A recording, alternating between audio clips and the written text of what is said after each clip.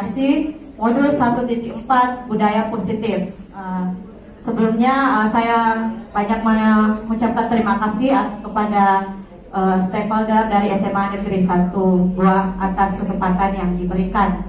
Nah, adapun yang akan saya bawakan mengenai budaya positif. Oke, jadi sebelum saya membahas tentang budaya positif, yang pertama yang harus kita ketahui adalah tujuan dari pendidikan itu sendiri. Karena kenapa? Untuk mewujudkan tujuan pendidikan, salah satu langkahnya itu adalah menerapkan budaya positif di sekolah. Nah, tujuan pendidikan menurut Ki Hajar Dewantara yaitu adalah menuntun segala kodrat yang ada pada anak-anak agar mereka mencapai keselamatan yang setinggi-tingginya, baik sebagai manusia maupun sebagai anggota masyarakat. Nah, pendidik itu juga hanya dapat menuntun tumbuh dan hidupnya kekuatan kodrat yang ada pada anak-anak agar dapat memperbaiki lakunya, bukan dasarnya. Nah, di sini saya tandai yang berwarna merah itu menuntun. Nah, menurut Bapak Ibu, apa arti kata menuntun? Ada yang tahu arti dari kata menuntun? Iya, boleh membimbing. Ada lagi? Mengarahkan, ya, membawa atau menggiring. Jadi tugas kita sebagai guru itu cuma hanya menuntun, mengantarkan mereka, membimbing mereka. Karena kenapa? Anak didik kita itu sudah ada dasarnya, sudah ada bakat dan minatnya, sudah ada tujuan hidupnya, sudah ada cita-citanya. Jadi kita hanya mengarahkan bagaimana cita-citanya atau tujuan hidupnya itu dapat tercapai. Seperti itu menurut filosofi Ki Hajar Dewantara. Kemudian filosofi yang kedua itu adalah guru ibarat petani. Nah, apa maksudnya? Jadi pendidikan itu diibaratkan sebagai lahan pertanian. Misalnya sekolah itu diibaratkan sebagai lahan, siswa atau anak didik kita itu sebagai benih, dan kita selaku guru atau pendidik itu adalah sebagai petani. Maksudnya seperti ini. Misalnya ada lahan yang bagus, kemudian kita letakkan benih-benih. Kira-kira kalau tanpa ada perlakuan dari seorang petani, kira-kira benih itu akan menjadi bibit padi tidak menurut Bapak Ibu? Sudah ada lahan bagus, benih bagus, tetapi tidak ada perlakuan, apakah akan tumbuh menjadi bibit yang bagus? Nah, mungkin saja iya, mungkin tidak. Kalaupun iya, mungkin dia tidak akan menjadi bibit yang subur, seperti itu. Seperti itulah pendidikan, walaupun sekolahnya sudah bagus, anak-anak dididik di dalam sekolah itu sudah bagus, tetapi kalau kita sebagai guru tidak memberikan perlakuan yang baik sesuai dengan tujuan dari pendidikan itu sendiri, maka anak didik kita itu tidak akan menjadi tunas bangsa yang unggul, tunas bangsa yang sesuai dengan yang kita harapkan. Seperti itu terkait tujuan dari pendidikan menurut Ki Hajar Dewantara.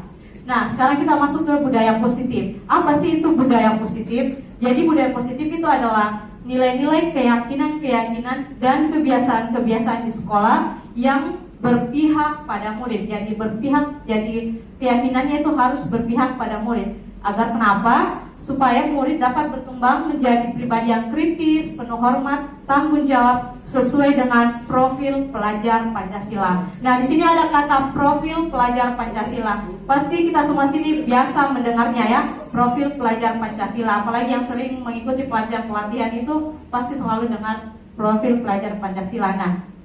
Nah, ini ya ada 6 dimensi profil pelajar Pancasila atau karakter profil pelajar Pancasila, di mana kementerian atau Menteri Pendidikan itu sendiri selalu menuntut agar anak didik kita itu mencerminkan 6 dimensi dari karakter profil pelajar Pancasila sendiri. Karena kenapa? Kita ketahui kita sekarang berada di abad 21, di mana perkembangan itu sangat pesat. Apalagi adanya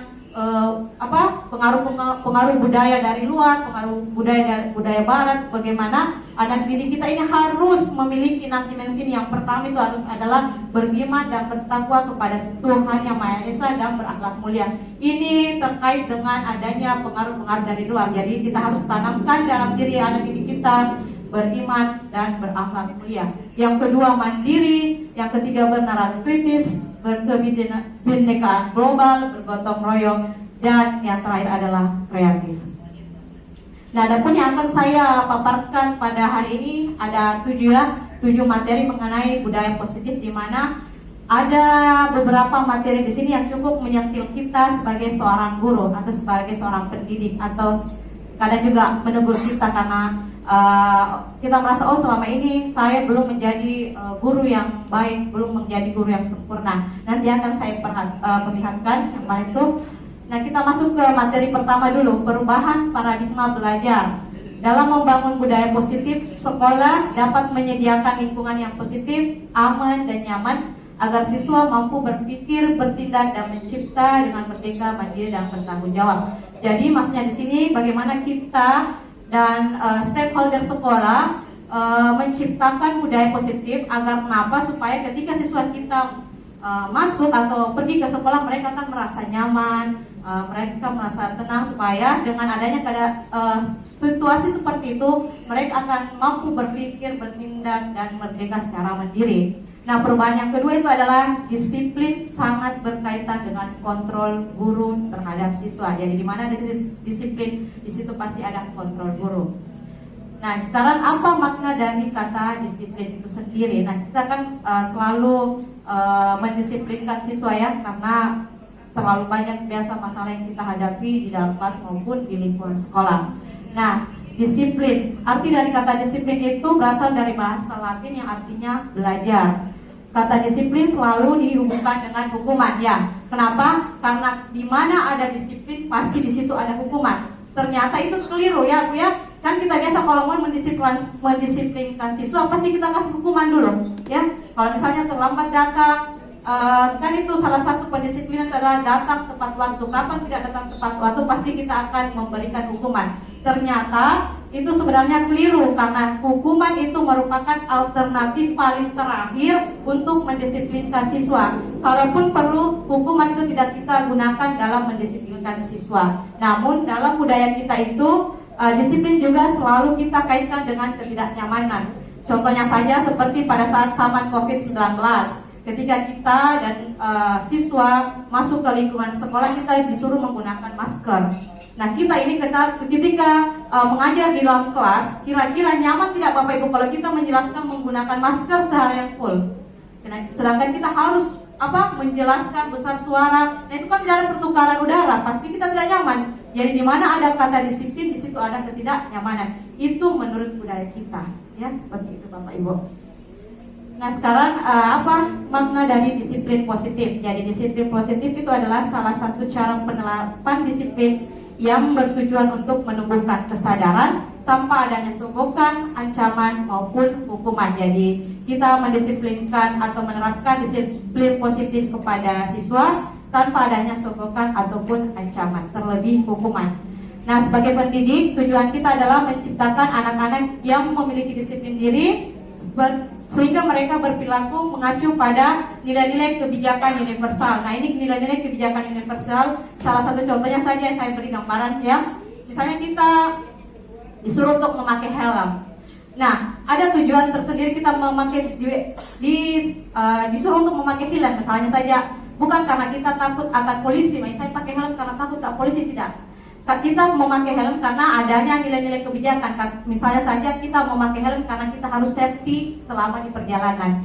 Jadi disiplin positifnya itu tuh adanya nilai-nilai kebajikan universal melalui motivasi intrinsik. Motivasi intrinsik itu adalah motivasi yang berasal dalam diri kita. Yaitu tadi karena kita ingin merasa safety selama di perjalanan, tidak terjadi apa-apa. Kemudian bukan ekstrinsik. Ekstrinsik itu adalah yang kayak tadi takut akan ditilang polisi misalnya.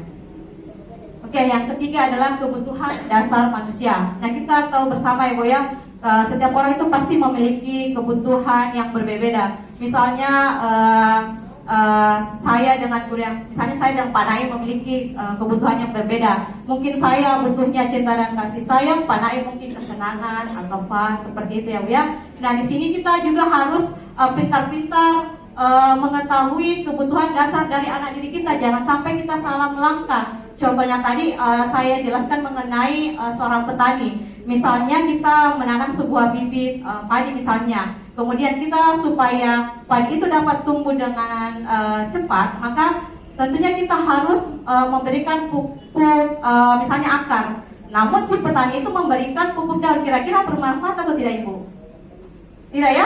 Karena kita mau menunjang tinggi akarnya, sedangkan yang kita berikan adalah pupuk daun. Nah, seperti itulah kita pada saat di sekolah. Kita harus pintar-pintar mengetahui kebutuhan dasar dari anak didik kita. Jangan sampai anak didik kita butuhnya cinta dan kasih sayang, namun kita memberinya kebebasan.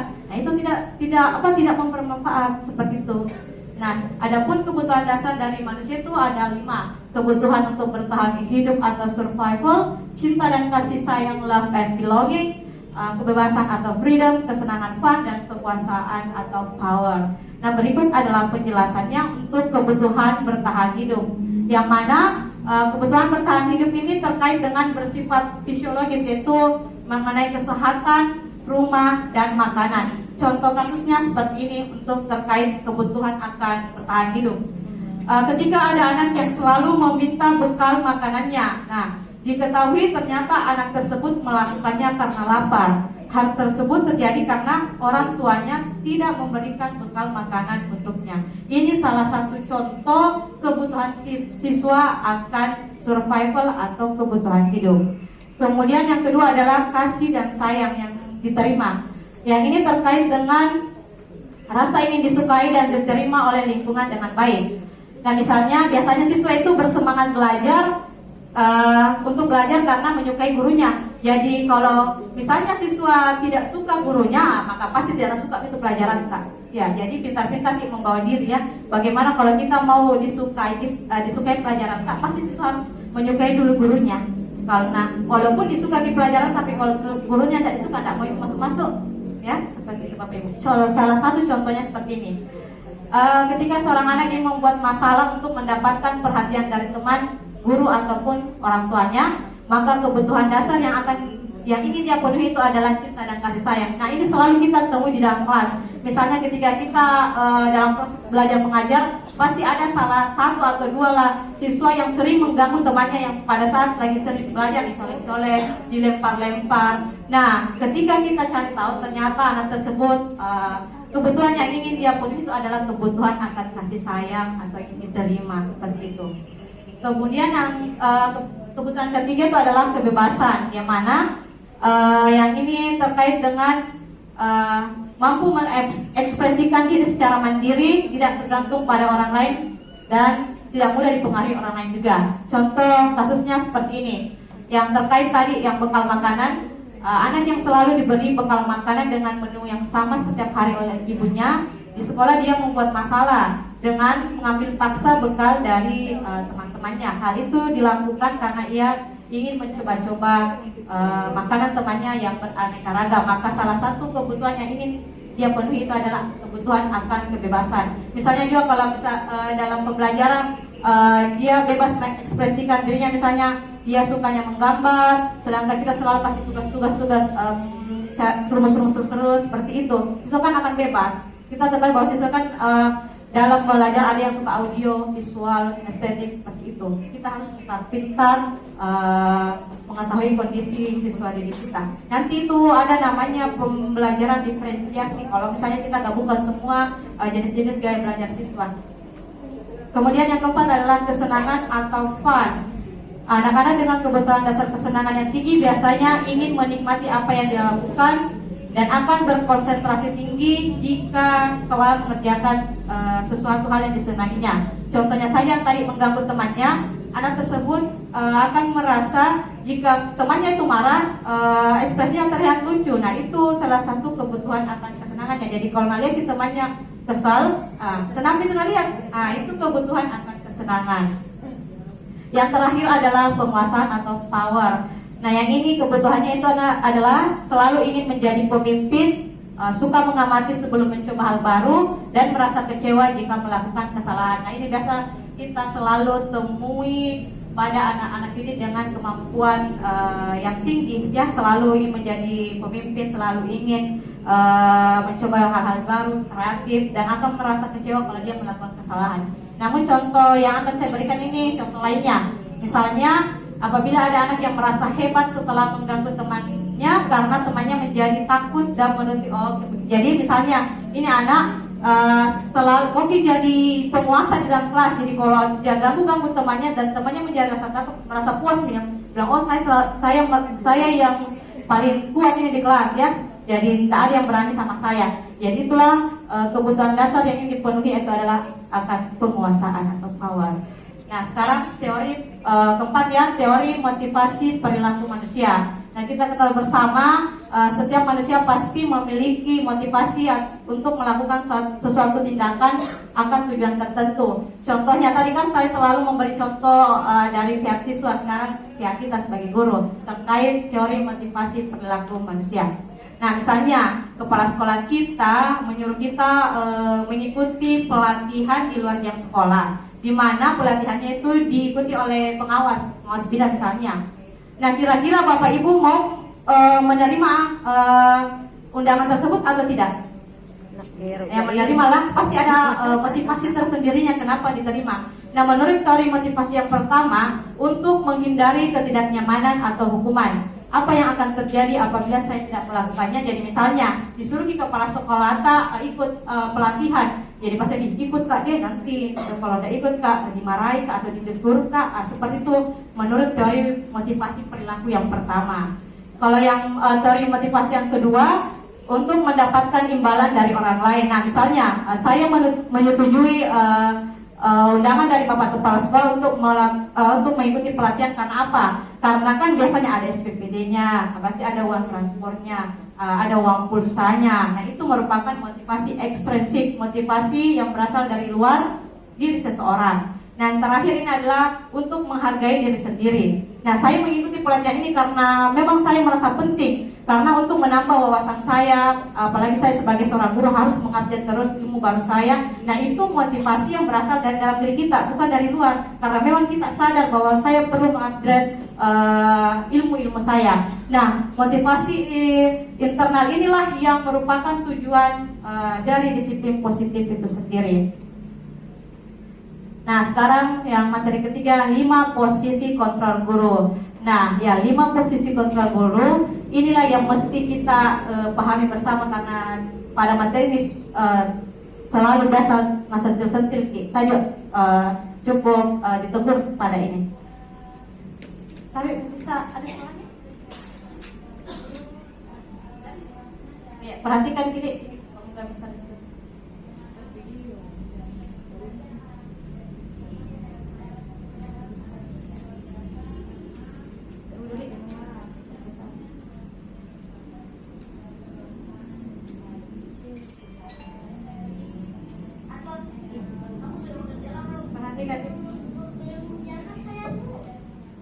Kamu selalu ya nggak ngerjain PR. Sekarang kamu duduk di depan, lalu tulis.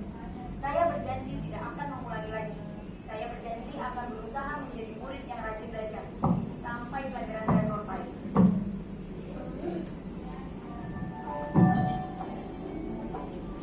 Pagi anak-anak, hari ini ada tugas. Ada yang belum mengerjakan? Anton, kamu sudah mengerjakan? Belum, Pak. Kamu tidak kerjain tugas. Kamu mau jadi apa nanti? Kamu lihat sekolah di sini. Coba bayangkan orang tua betapa kecewanya sama kamu. Kamu itu sudah kelas 5, harusnya bertanggung jawab sama diri sendiri. Perhatikan ini yang dikatakan gurunya. Mau, saya selamat. Ya udah, nanti jangan diulangi lagi ya. Kalau kamu rajin, ibu senang melihatnya. Ya, hati-hati tempat dulu ya masuknya. Tas dulu dong. Kita kan teman. Wah, ini kalau aku terlambat lagi, apa ya?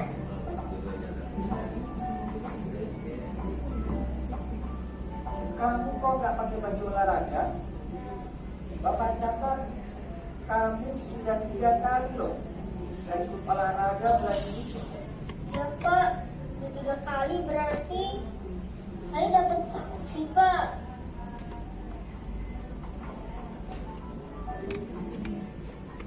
Ya, Bu. Saya mengumpulkan tugas. Bu, saya terlambat ngumpulin tugas. Kenapa kamu terlambat mengumpulkan tugas? Iya Bu, saya kalau sore besok jaga warung, udah sempat ngumpulin tugas. Kira-kira nih, Silakan gurunya apa yang yang bisa sorotin. kamu perbaiki supaya kamu bisa mengerjakan tugas tepat waktu? Coba, kapan biasanya kamu membantu ibu jualan? Kadang sampai jam 8 malam Bu. Bagaimana kalau kamu membuat jadwal? Kapan kamu akan mengerjakan tugas? Oh gitu ya Bu. Coba deh Bu, terima kasih Bu.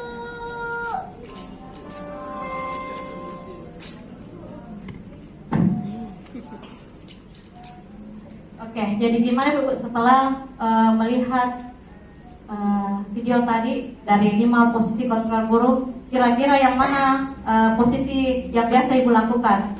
1 sampai 5. Pasti yang 1 pernah, kedua Iya. pernah, 3 Tiga pernah, 4 pernah. Bagaimana dengan yang kelima? Pernah. Pernah, tapi kadang-kadang ya. Iya. Nah, menurut yang saya dapatkan dari program guru penggerak, 5 posisi kontrol guru, yang pertama itu adalah sebagai penghukum, yang kedua sebagai pembuat rasa bersalah, yang ketiga teman, yang keempat pemantau, yang terakhir adalah manajer. Apa maksud dari 5 posisi guru ini saya akan jelaskan. Yang posisi yang pertama tadi itu ya, sebagai penghukum, ciri-cirinya itu menghardik, menunjuk, berkacung pinggang, dan membentak. Biasanya hukumannya itu bersifat verbal atau fisik. Nah, contohnya saja, misalnya ada siswa yang terlambat datang upacara.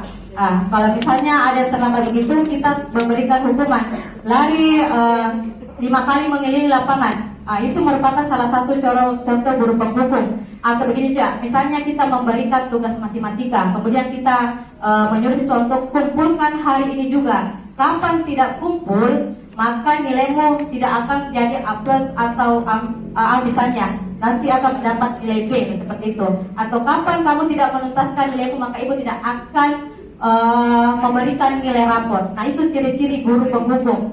Nah, adapun dampaknya kalau kita memposisikan diri kita sebagai guru penghukum, murid akan menjadi pendendam, tidak menyukai guru atau mata pelajaran yang akan kita bawakan. Nah, ini salah satu dampak kalau kita memposisikan diri kita sebagai penghukum. Pasti kita merupakan salah satu juga ini sebagai posisi guru penghukum karena sering dihukum siswa.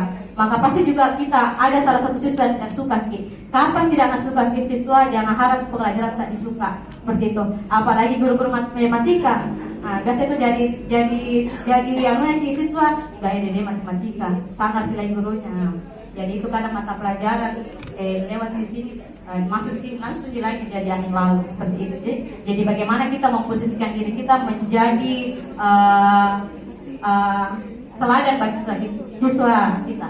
Yang kedua, sebagai pembuat rasa bersalah, ciri-cirinya suara cenderung melembut, tenang, namun kata-katanya menyalahkan murid. Guru akan menyatakan hal-hal yang merasa kesalahan ada pada murid. Misalnya, kita mendapati siswa pergi ke sekolah, nyatanya dia melewati sekolahnya, tidak sampai minta izin sama orang tuanya ke sekolah, ternyata melewati sekolahnya, tidak tahu dia kemana. Nah, ketika itu ada misalnya temannya atau misalnya sahabat di sekolah melihatnya, kita panggil, kenapa tidak masuk ke sekolah, dan ini Bu malas atau apa, tidak kasihan gitu sama orang tua tak. Dirinya sebagai guru pembuat rasa bersalah, sudah capek-capek kerja banting tulang, sedangkan kita ke sekolah tidak sungguh-sungguh belajar, tidak lewat di sekolah. Nah, itu ciri-ciri guru sebagai pembuat rasa bersalah, memposisikan diri siswa sebagai yang bersalah. Apa dampaknya kalau kita memposisikan diri kita sebagai pembuat rasa bersalah? Yang pertama, membuat murid merasa bersalah, ya pastilah. Yang kedua itu adalah siswa akan rendah hati dan menarik diri dari lingkungan. Berarti dia akan menjadi siswa yang introvert misalnya, dan teman-temannya kalau kita membuat mereka menjadi rasa bersalah. Oke, yang ketiga adalah posisi sebagai teman. Nah, ini saya biasa memposisikan diri saya sebagai teman. Ternyata itu masih keliru. Apalagi guru-guru yang muda, baru kita mengajar SMA, pasti itu selalu kata-kasarnya apa totoy ke siswa. Nah, ibu iya cantiknya ibu atau begitu dah. Dan apa ibu? Nah, bagaimana ciri-ciri guru yang sebagai teman? Yang ciri-cirinya itu adalah suara guru ramah, ya pastilah. Yang kedua, cenderung bersenda gurau atau bercanda untuk menghangatkan suasana. Jadi kalau kapan kita sering bercanda berlebihan kepada siswa kita, maka siswa tersebut akan memposisikan diri kita sebagai temannya. Dan apa dampaknya? Ya seperti tadi, mungkin kita kadang dipotong sama siswa, ya karena tadi ibu bisa diajak begini. Seperti contohnya tadi itu, ketika datang terlambat sekolah, merasa temannya ya bisa jadi terlambat ini karena guruku temanku sih. Nah, menurut teori ini posisi guru sebagai teman itu masih keliru katanya. Yang keempat, sebagai pemantau. Nah, ini juga saya biasa jadi pemantau kalau pas mau ujian akhir semester atau pengisian rapor. Apa maksudnya pemantau? Ciri-cirinya bersuara datar, tidak emosional, tidak bersenda gurau atau menggunakan suara tinggi. Pemantau selalu senantiasa memantau. Pada saat diberikan sanksi, maka guru harus mengawasi. Jadi kita sebagai pengawas, kalau diperhatikan misalnya si A 3 kali ini kau perhatikan tidak pernah masuk di pelajarannya ibu, kemana Ki? Kapan tidak datang lagi ini tidak bakalan kasih masuk maki UAS. Nah itu guru-guru pemantau. Nah pantau setiap absennya atau tugas-tugasnya tidak masuk. Nah itu guru-guru pemantau. Apakah guru-guru yang memposisikan sebagai diri pemantau sudah tepat? Ternyata masih belum katanya menurut teori ini. Dampaknya adalah murid tidak sepenuhnya mandiri. Nah yang terakhir ini adalah posisi sebagai manajer. Ciri-cirinya bersuara netral, tidak emosional, tidak terlalu ramah, dan tidak bernada tinggi. Guru akan dengan tulus mengajukan pertanyaan yang bermakna. Jadi dari 5 posisi kontrol guru, yang paling ideal katanya yang ini sebagai manajer, ya. Kita lihat bisa ciri-cirinya, karena kenapa?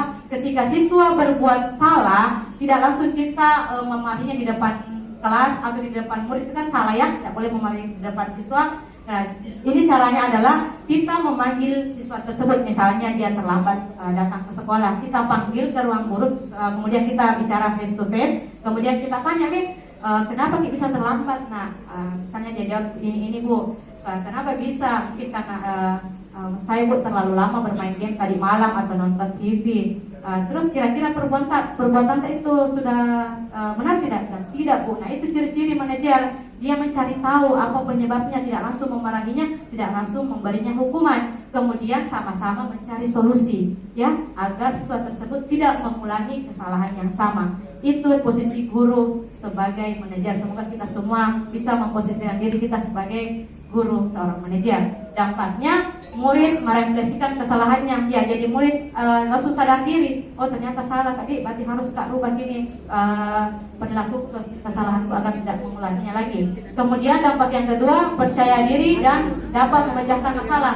Percaya diri karena tidak langsung dimarahi, tidak langsung dibilang kalau Tommy terlambat tidak masuk lagi sekolah. Nah itu kan siswa akan merasa bersalah, merasa terkucilkan. Tetapi kalau kita memposisikan sebagai manajer, mereka akan merasa percaya diri, kembali memperbaiki dirinya agar tidak mengulangi kesalahan yang sama dan dapat memecahkan masalahnya sendiri.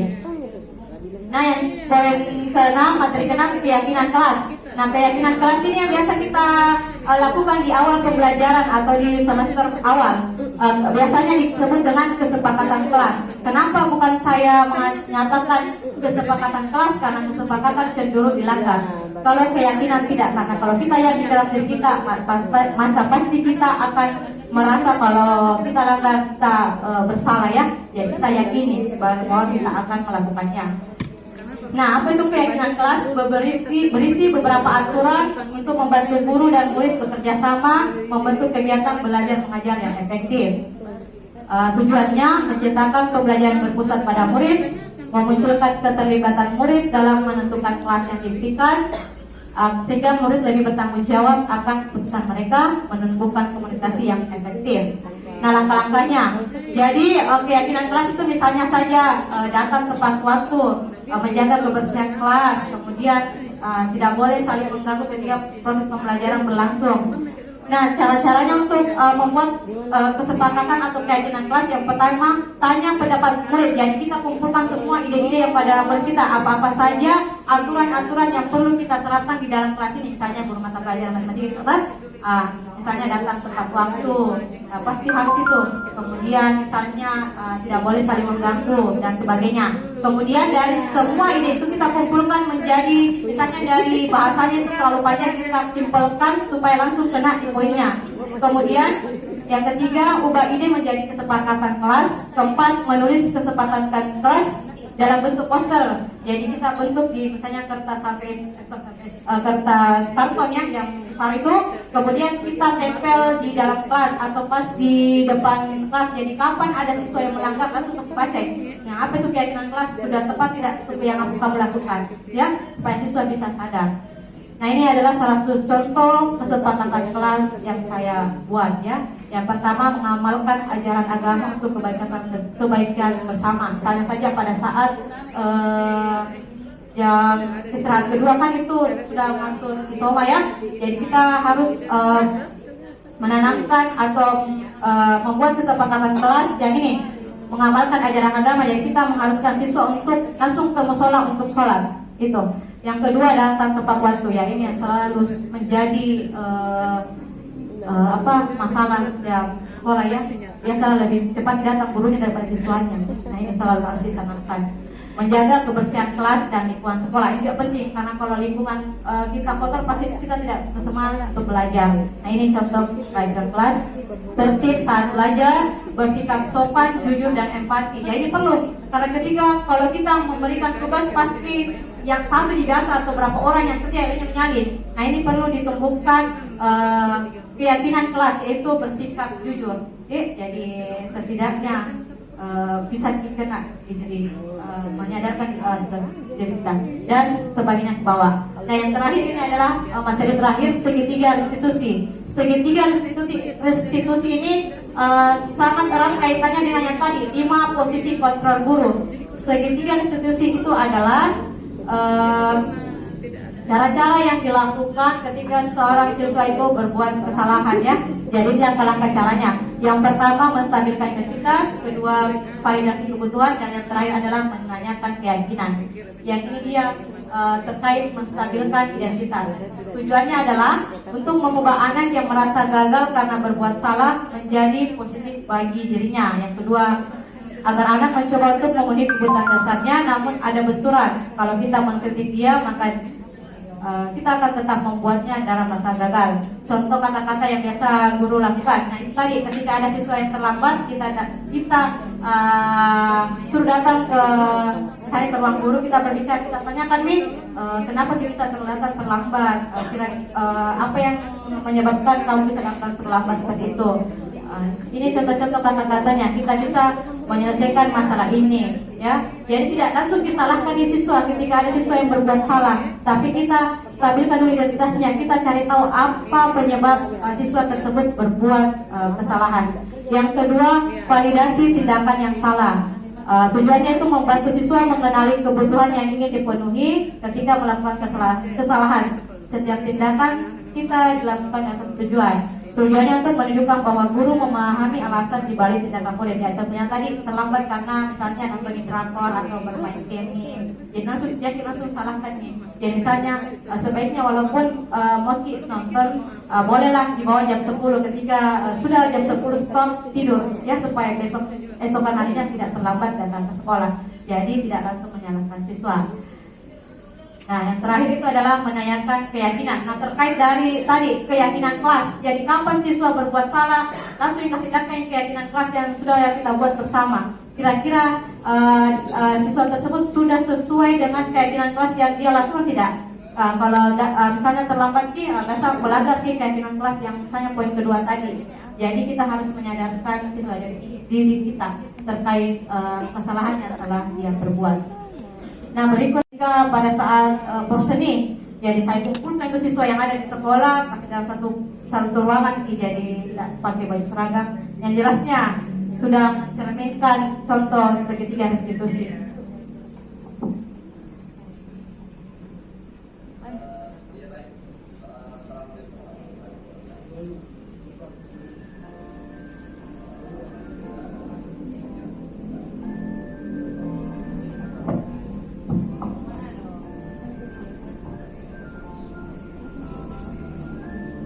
Masuk.